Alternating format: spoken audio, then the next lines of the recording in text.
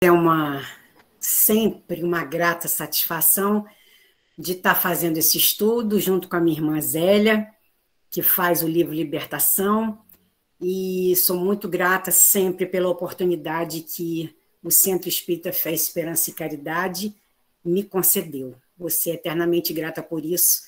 E vamos continuar hoje o nosso estudo do capítulo 9, né, de louvor e gratidão, com a parte final hoje, para a gente encerrar o capítulo.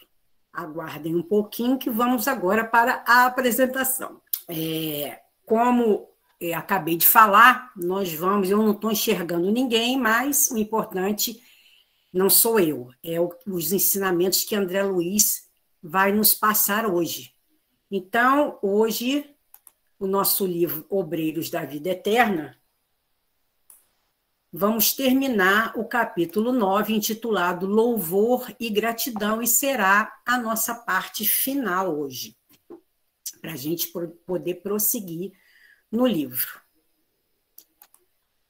Conforme costume, né, que eu sempre costumo fazer quando a gente inicia, falando a respeito do contexto, o que nós vamos estudar nessa parte finalzinha do capítulo 9.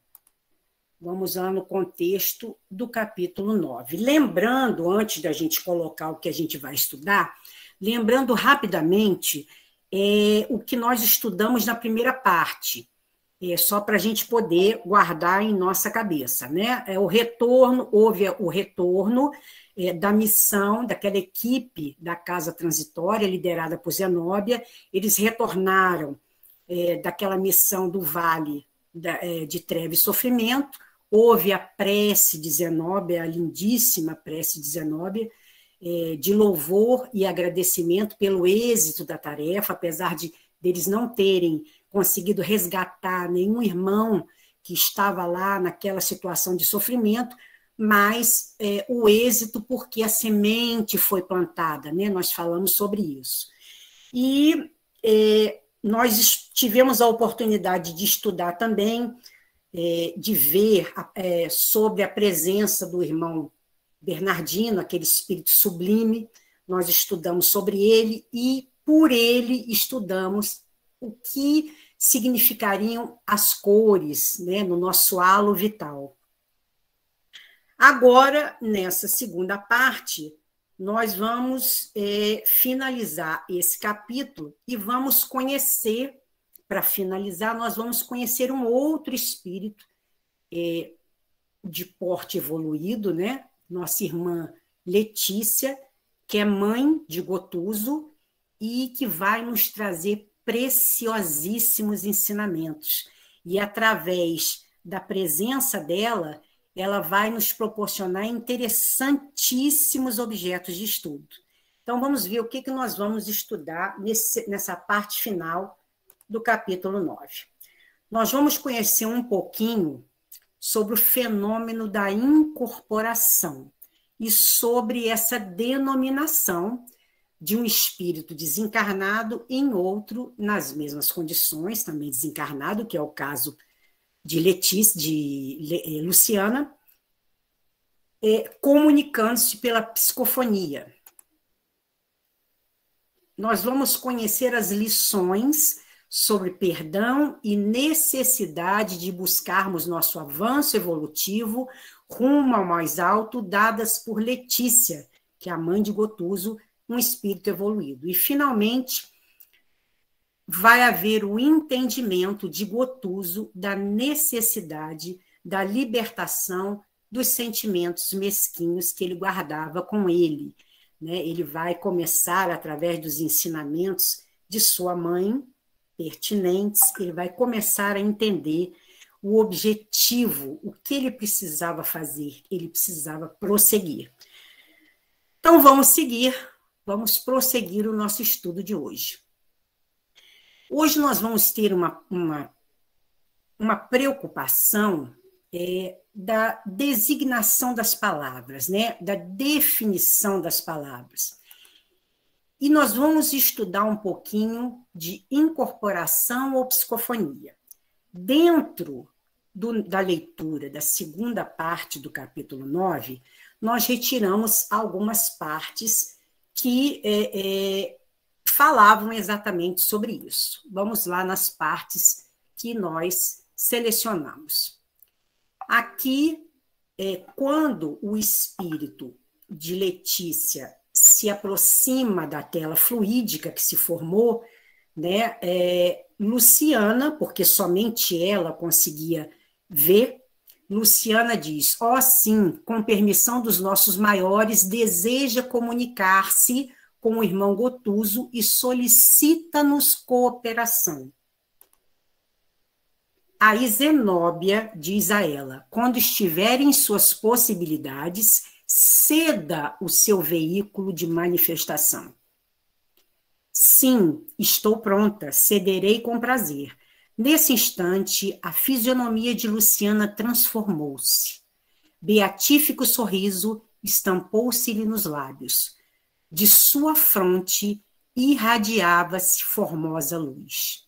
Com a voz altamente modificada, começou a exprimir-se a emissária por seu intermédio. Irmãos, seja conosco a paz do Cordeiro Divino. Então, aqui nós verificamos nessa passagem, nesses pequenos trechos que nós selecionamos, nós vamos verificar que Luciana comunica a todos os que estavam presentes que havia uma outra entidade, né, sublime, que desejava se manifestar, desejava se apresentar e desejava falar com Gotuso, e que tratava-se de Letícia, que era a sua mãe. E esse espírito sublime, ele, devido à densidade que o local se apresentava, né, porque se tratava de um... A gente sabe que o local onde a casa transitória se localizava era uma psicosfera, era formado por uma psicosfera extremamente densa. E esse espírito, obviamente, não se podia fazer visível a todos os que ali estavam. E Luciana, beneficiada, né, pela mediunidade, ela pôde contribuir para que esse espírito pudesse, então, dar a comunicação necessária, que era falar com Gotuso. E nós já conhecemos a história de Gotuso, que foi do capítulo 5, nós já conhecemos que ele era um médico. Só lembrando rapidamente aqui, ele era um médico que prestava os seus serviços na casa transitória de Fabiano e que teve uma situação bem parecida com a de André Luiz, ficou bastante tempo no umbral e teve sérios problemas também com os sentimentos, que nós vamos observar mais adiante. Nós podemos observar também, quanto à mediunidade de Luciana, houve dois momentos interessantes que vale a pena a gente pontuar aqui. Essa mediunidade que Luciana apresentava, ela se faz presente em dois momentos. Ela se faz presente no momento em que vai assistir ao padre Domênico, através da clarividência, e está se fazendo presente agora, né, como médium de incorporação, ou médium psicofônica, para que a nossa irmã Letícia possa dar a comunicação. Então, isso é bem interessante. E interessante a gente saber por que esse espírito sublime, no caso, a Letícia, como eu já falei, ela não poderia se fazer visível a todos, né? Então, somente Luciana, através da mediunidade, ela poderia, vamos dizer assim, dar essa passividade para que o espírito pudesse se manifestar.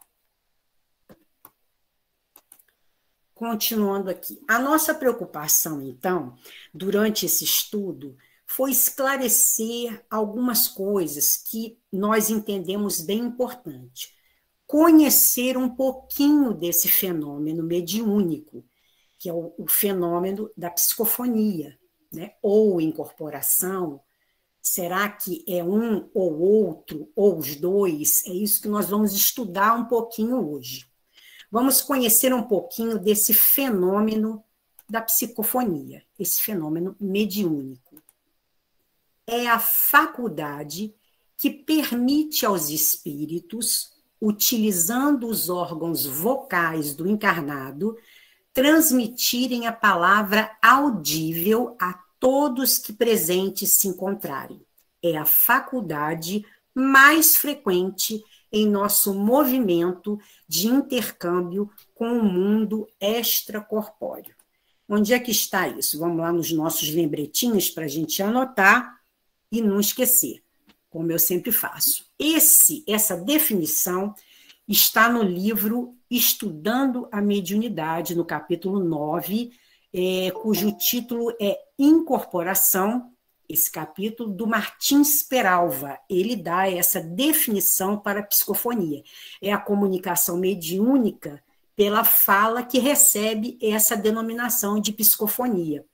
Diz ele, nesse capítulo, que também este fenômeno é conhecido por um nome, e ele mesmo fala isso, menos apropriado de incorporação.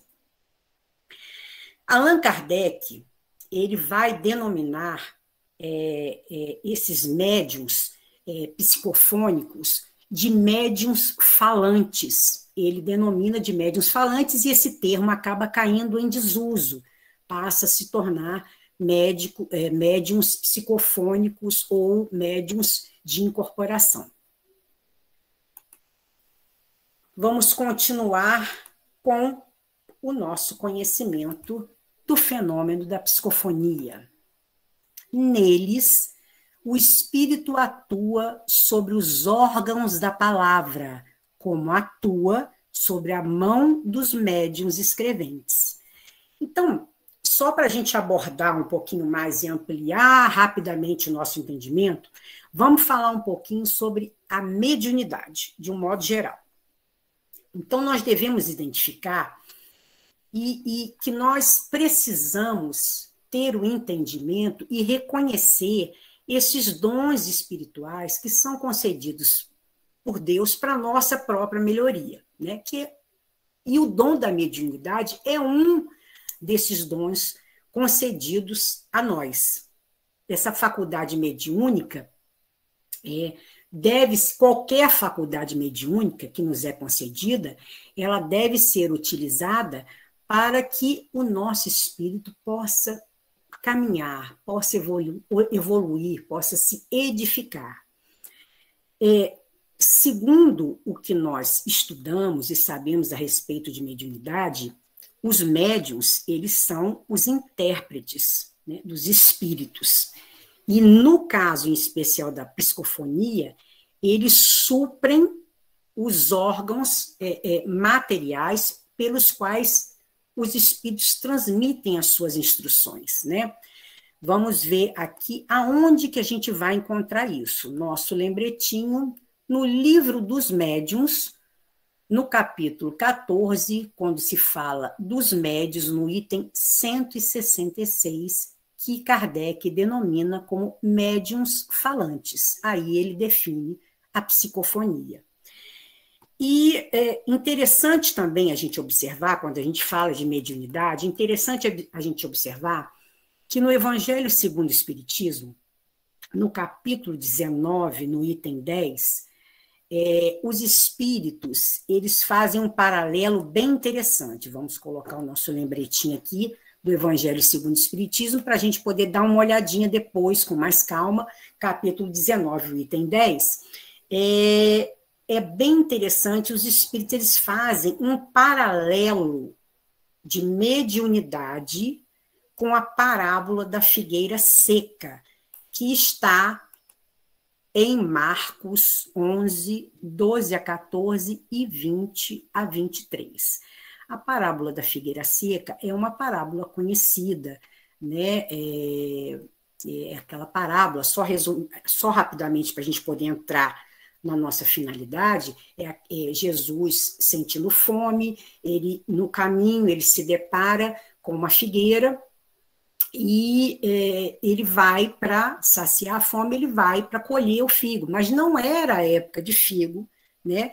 E na parábola ele amaldiçoa aquela figueira, né? Que ela jamais daria fruto.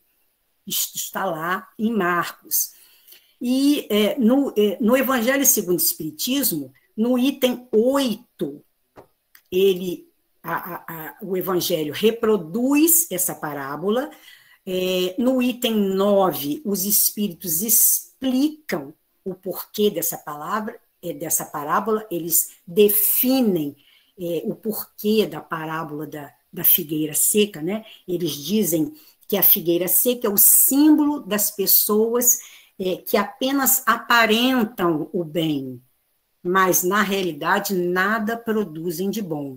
E no 10 é que os espíritos fazem esse paralelo da mediunidade com esta parábola da figueira seca, muito interessante. Entre outras coisas, eles definem bem o papel da mediunidade como um compromisso social. Eles dizem lá, tem até um pedaço em que eles dizem os médiuns são como árvores que devem dispensar o alimento espiritual a seus irmãos. Daí é que decorre a imensa responsabilidade da mediunidade, seja ela qual for. Só um parêntese, nós devemos observar que a mediunidade é um compromisso assumido, é um compromisso que deve ser levado extremamente a sério, é um compromisso que não existe em absoluto nenhuma hipótese de, vamos dizer assim, de relevância pessoal nisso tudo. Nós sabemos disso, estamos aprendendo, estamos caminhando a cada dia mais no entendimento que qualquer que seja o nosso dom mediúnico, nós devemos ter o entendimento sempre que estamos a serviço, estamos prestando o serviço com extrema responsabilidade, porque, inclusive, essa responsabilidade nos será cobrada. Definindo um pouco mais sobre os médiuns, a despeito de alguns, talvez, que achem que mediunidade e ser médium, né? Alguns irmãos talvez possam pensar assim, que é uma coisa, como nós vemos aí na mídia, algumas coisas meio absurdas a respeito de ser médium e ostentar esse título, em absoluto.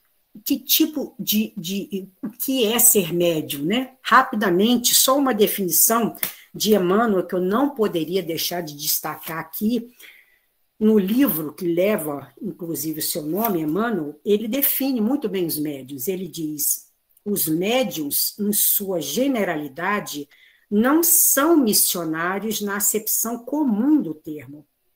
São almas que fracassaram desastradamente, que contrariaram sobremaneira o curso das leis divinas e que resgatam, sob o peso de severos compromissos e ilimitadas responsabilidades, o passado obscuro e delituoso. Então, por aí, a gente já tira uma linha rapidamente do compromisso que todos nós carregamos. Vamos seguir. Esse não é, na realidade, o nosso objetivo, é apenas um parêntese para que a gente possa colar na nossa geladeira. Já não tem nem mais espaço para colar na minha, mas vamos seguindo. Continuando o nosso estudo sobre incorporação e psicofonia, para a gente poder ir arrematando, os termos, se a gente analisar cada um em separado, eles podem ser considerados incompletos, mas eles acabaram, pelo uso constante, terem o mesmo significado. Olha, para a gente perceber aí a importância da gente entender a denominação de cada palavra. né, é importante para a gente. Ah, é uma bobeira, isso aí não vai servir para nada. Pode até não servir para nada, mas a gente tem que saber. É que nem a escola que a gente frequenta. Às vezes a gente pensa, nossa, eu estou na escola, vou aprender determinada coisa, mas não vai me servir para nada, mas está lá no arquivo da sua memória, lá no arquivo do seu, né, da consciência, lá que nós vamos juntando esse conhecimento ao nosso, vamos gravando na nossa consciência, não é verdade? E isso é importante. Se a gente for observar o termo incorporação, ele é um termo, somente se formos analisar o termo incorporação, ele, na realidade, é um termo considerado equivocado.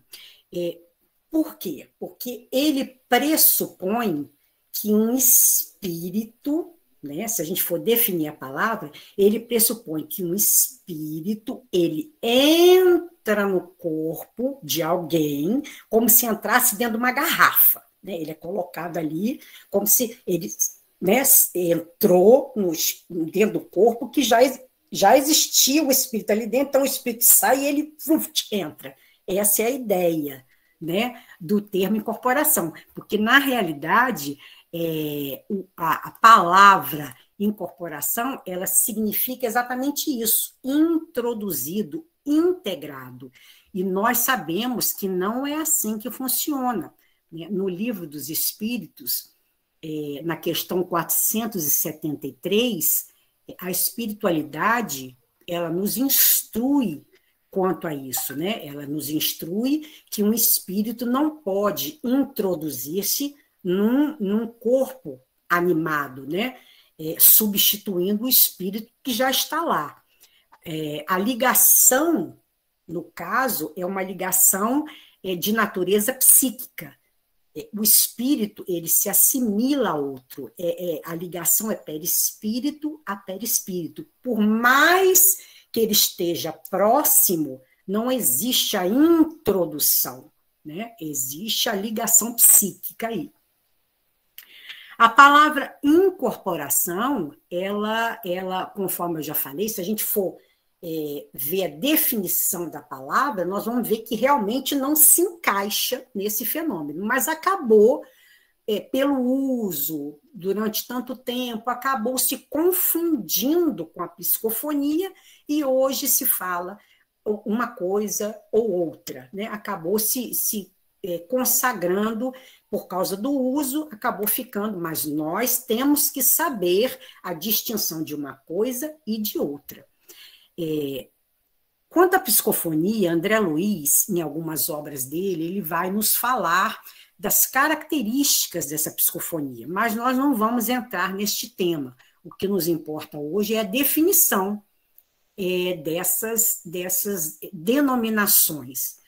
E, citando só algumas obras, o Mecanismos da Mediunidade, ele fala sobre isso também, né, quando ele fala em desdobramento, e nos domínios da mediunidade, quando ele fala a respeito da psicofonia sonambúlica. E vale a leitura, porque ele vai relatar casos interessantíssimos, e nós temos estudado isso às quintas-feiras, né? Quando ou o Virgílio, ou o Estevão, ou outro nos traz o estudo de uma obra referente à mediunidade, e a gente tem podido observar isso em nossos estudos de quinta-feira. Na realidade, se a gente for parar para pensar, o porquê da gente entender essas denominações de uma forma clara e objetiva. Vamos colocar só o nosso lembretinho aqui da questão 473, né, que eu acabei de falar, a respeito dessa definição muito clara que os espíritos dão a respeito da incorporação, né, que isso não pode existir, é só para a gente anotar. E a necessidade, gente, da gente saber essas terminologias, inclusive ensinada por Kardec. E, nesse momento, eu tenho que fazer uma pausa rapidinho em nossos estudos aqui, porque eu preciso, rapidinho, nós vamos fazer uma pausa, porque eu preciso falar desse estudo que está sendo nos proporcionado pelo Núcleo Espírita Fé, Esperança e Renovação, lá de Itaiandu. É um livro é um estudo do Livro dos Espíritos, que está acontecendo todas as terças-feiras, às 19 horas. Nós estamos na introdução do livro, então ainda dá tempo, e exatamente isso que nós estamos estudando, é essa forma didática que Kardec dá ao correto uso das palavras, né? Nós estudamos recentemente agora sobre a anfibologia, que é o entendimento, é o significado correto das expressões. Então, vale a leitura, vale a presença, aliás. Só uma pausa rapidinho, voltamos aos nossos estudos. Voltando aqui à incorporação ou psicofonia, e a interrogação, ela é oportuna aí, por quê? Porque tem uma outra visão disso. Olha que interessante. No corpo do médium, momentaneamente abandonado, em transe profundo, pode dar-se uma substituição de espírito. É o fenômeno das incorporações. A alma de um desencarnado, mesmo a alma de um vivo, encarnado adormecido, pode tomar o lugar do médium e servir-se do seu organismo material para se comunicar pela palavra e pelo gesto com as pessoas presentes. Aí a gente para e pensa assim, gente, mas a gente acabou de falar que não podia. Quem é que foi que escreveu isso? Quem que disse isso? Olha quem disse. No livro No Invisível, Leon Denis, na página 249, ele cria essa expressão incorporação, porque antes essa expressão não existia. Quem é o pai dessa expressão incorporação é o próprio Leon Denis. Ele chama de incorporação ou possessão completa. Só que, obviamente, a análise de Kardec, trazida, inclusive, através dos espíritos, vai contrariar essas ideias de Leon Denis. Viu como é interessante a gente pesquisar, porque sempre a gente acha, em algum lugar, algo. Leon Denis é o estudiosíssimo, notável estudioso espírita do passado, nós sabemos disso. E Leon Denis estudamos sempre. E ele é o criador dessa expressão incorporação. Bem interessante. Porém, a análise de Kardec vem a nos ensinar e contraria essa definição de Leon Denis, de que não há essa possibilidade em nenhuma situação de um espírito substituir um espírito encarnado na posse do corpo físico.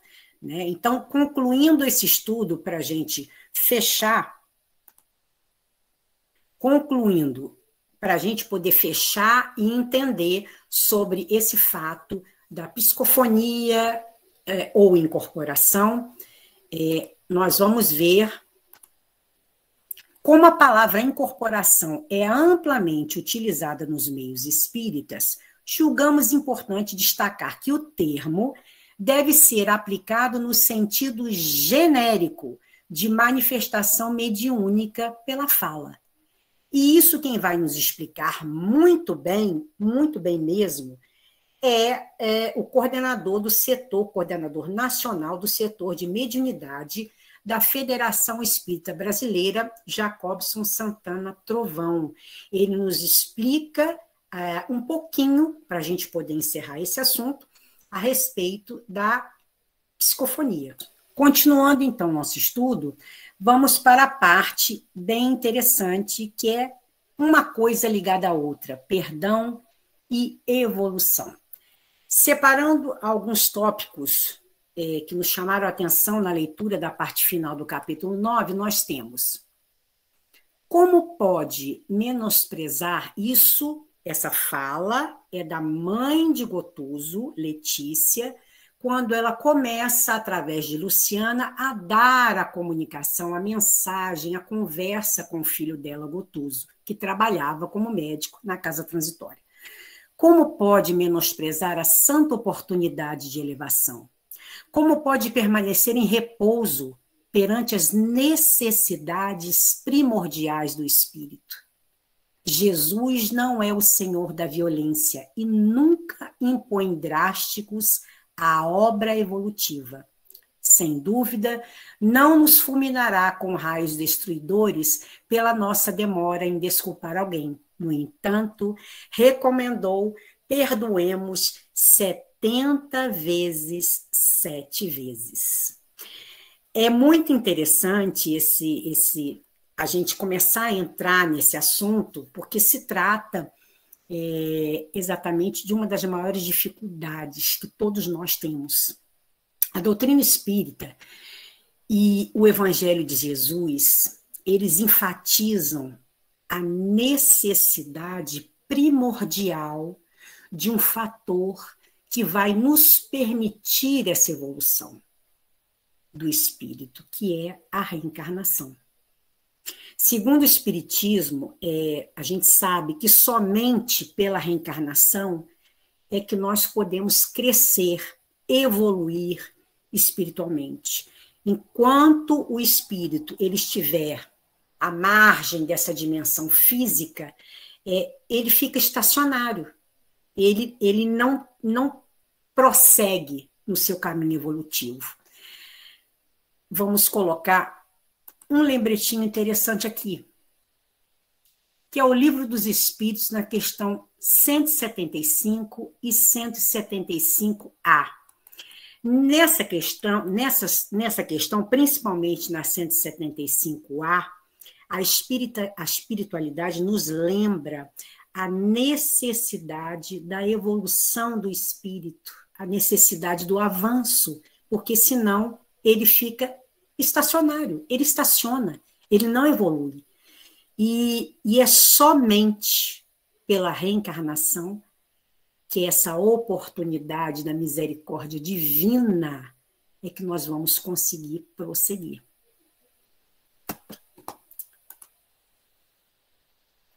É muito interessante sobre perdão e evolução. Nós temos uma colocação de Leon Denis, inclusive numa obra que eu pesquisei e que não tem ainda, não tem uma tradução em português.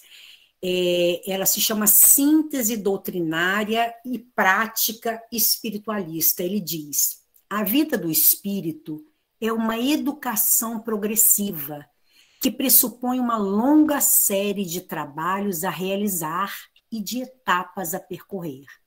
O espírito só pode progredir, reparar, renovando várias vezes suas existências em condições diferentes, em épocas variadas, em meios diversos. Cada uma de suas encarnações lhe permite apurar sua sensibilidade, aperfeiçoar suas faculdades intelectuais e morais. Eu achei isso sensacional, gente. Achei sensacional. Está nessa obra de Leon Denis, na página 25 e 26. E aqui, prosseguindo, nós vamos ao nosso modelo de perdão. E aí a gente para numa coisa muito interessante a ser analisada. Gente, modelo, quando a gente fala modelo de perdão. Quem é o nosso modelo e guia? Nós sabemos que é Jesus. E modelo, olha a definição das palavras. Modelo é algo a ser copiado, né? Então, se a gente entende que ele, Jesus, é o nosso modelo, então o nosso objetivo é exatamente copiarmos os seus ensinamentos. Será que a gente está fazendo isso de alguma forma, tentando? É uma reflexão para nós. Vamos ver a respeito do nosso modelo de perdão.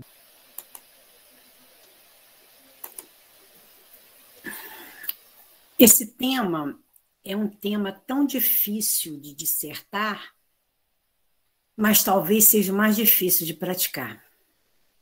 Então Pedro aproximou-se de Jesus e perguntou: Senhor, quantas vezes deverei perdoar a meu irmão quando ele pecar contra mim? Até 7 vezes? Jesus respondeu: Eu digo a você, não até 7, mas até 70 vezes 7.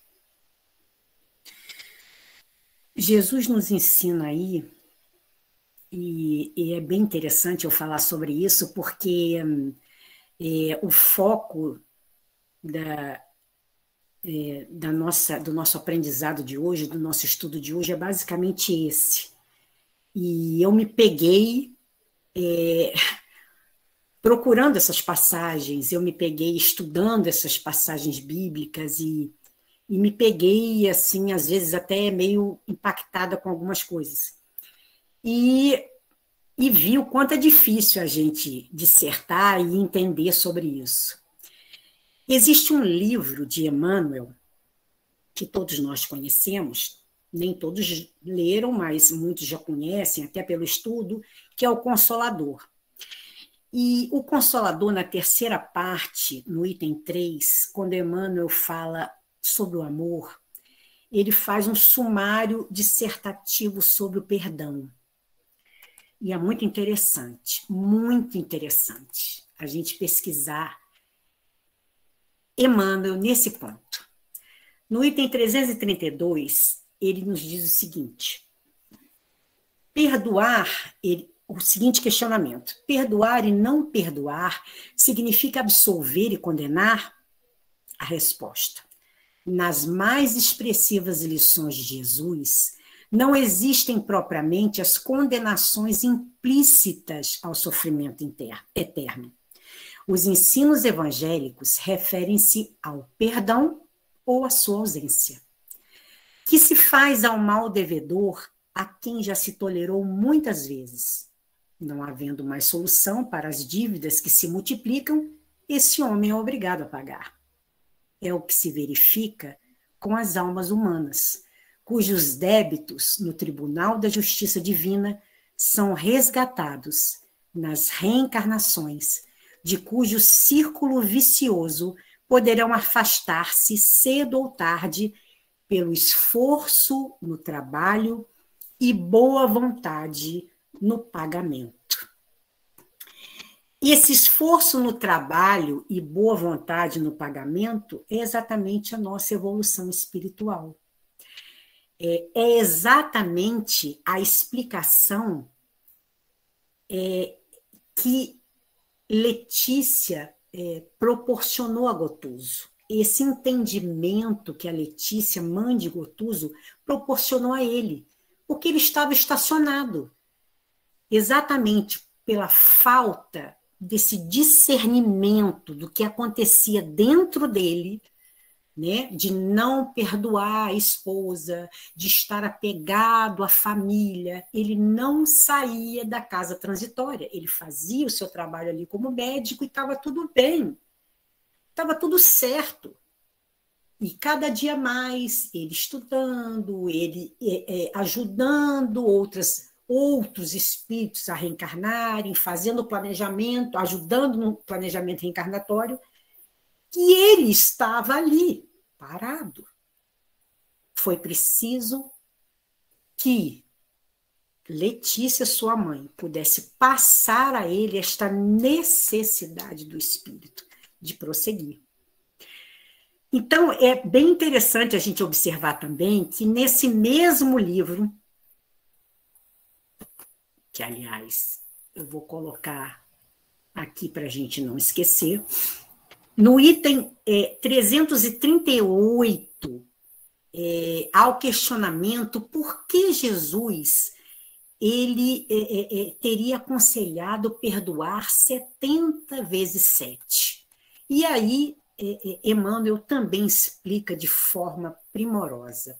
Ele diz que a Terra é um plano de experiências e resgates. E esses resgates, muitas vezes, são penosos. Esses resgates, muitas vezes, são muito dolorosos. E ele diz que, Emmanuel explica que se alguém se sentir ofendido por alguém, não deve esquecer que ele próprio também pode errar 70 vezes 7. Então, é essa dimensão do eu é que nós devemos focar. O problema, como eu falo sempre, todas as vezes que a gente estuda Obreiros de Vida Eterna, o problema é comigo. O problema sou eu primeiro, né? Depois é o outro. E Letícia vai colocando isso para Gotuso. Existe uma diferença grande entre desculpar e perdoar. E existe também, eu achei muito interessante, a gente ampliando os nossos horizontes, existe a visão budista do perdão. E até copiei essa fala da monja Cohen, porque achei muito interessante essa visão budista. Diz o seguinte: perdoar nos remete a um julgamento. É verdade, quando eu tenho que falar assim, eu vou perdoar fulano. Gente, eu já estou implicitamente julgando. Mas quem somos nós para julgar alguém assim do alto do nosso tribunal pessoal? Somos gente, e gente erra. O único perdão possível é aquele que precisamos conferir a nós mesmos. É exatamente isso que Emmanuel quis nos passar. Muita reflexão. E para a gente terminar, né, indo já para a parte final do nosso estudo de hoje, vamos falar da libertação desses sentimentos pequenos que, na realidade, tem muito a ver com perdão. E aí nós encontramos as passagens. Para a nossa felicidade completa, isso Letícia falando com seu filho Gotuso. Para a nossa felicidade completa, não basta que você me beije e admire. É indispensável que se aproxime fraternalmente daqueles a quem ainda não sabe amar. Continuará esquecido do bem para agravar o mal? Ajude-a para que você possa ser ajudado. Retire dos olhos a venda do egoísmo que lhe vem interceptando a visão. Nessa leitura, gente, dessa parte final do capítulo, nós podemos observar o quanto Gotuso era preso a esses sentimentos de materialidade da família. Ele não conseguia perdoar a esposa, porque a esposa havia contraído novas núpcias, a esposa havia tido outro filho, o seu primo casou-se com o seu primo, que acabou dilapidando o patrimônio que ele tinha. Então, isso tudo era o apego às coisas materiais, né? E a mãe, no final das contas, a mãe vai forçar ele a enxergar a necessidade que a esposa precisava, a necessidade do perdão que a esposa precisava, mas o perdão genuíno. Ele precisava primeiro se avaliar, ele precisava primeiro entender onde ele estava, qual o erro que ele cometeu, ele precisava se livrar disso para depois ele pensar que ele não podia ter nenhum tipo de ressentimento.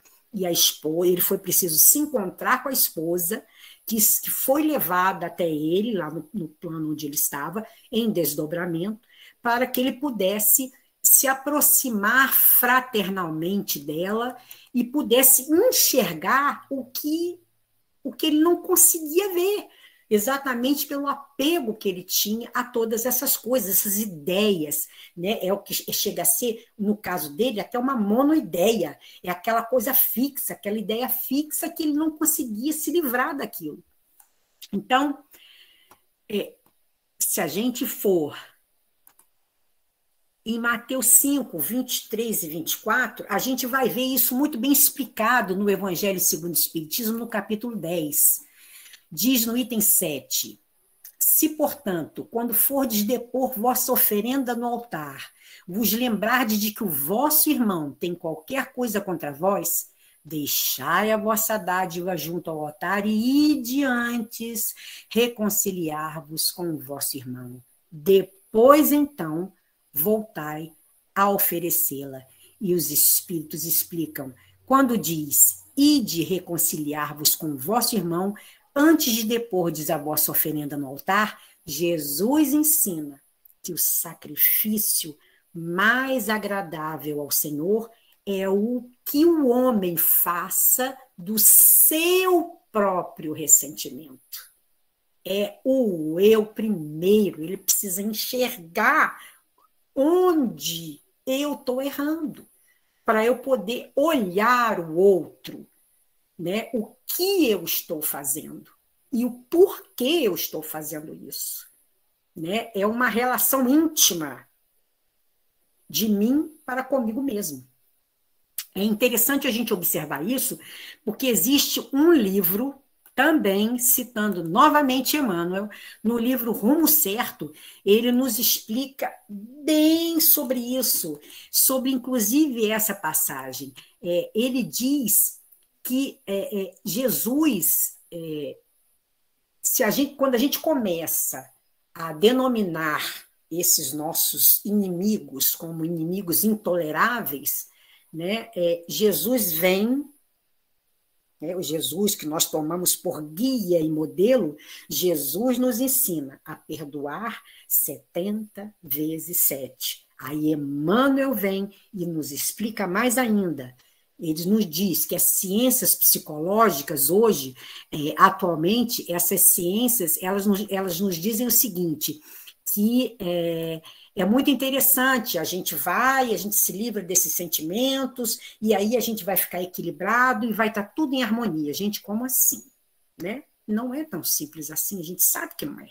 É uma luta árdua, muito árdua. Então, o que acontece? Emmanuel nos explica que se a gente entender que o perdão, quer dizer, esses ressentimentos, esses sentimentos mesquinhos, eles não são, quando a gente entender que não é só falar, eu perdoo, eu te perdoo, né? Eu não quero, eu não te desejo mal, só esse tipo de ressentimento, se eles não têm que ser só da boca para fora, a gente tem que reconhecer. Aliás, Emmanuel fala isso muito claramente, que o perdão verdadeiro exige, as palavras dele, não são minhas, exige operações profundas nas estruturas da nossa consciência. Ele é muito claro, essas palavras são dele. Então, entendendo isso, nós entendemos que nós temos que fazer um autoexame da nossa postura. Não mais censuraremos o outro.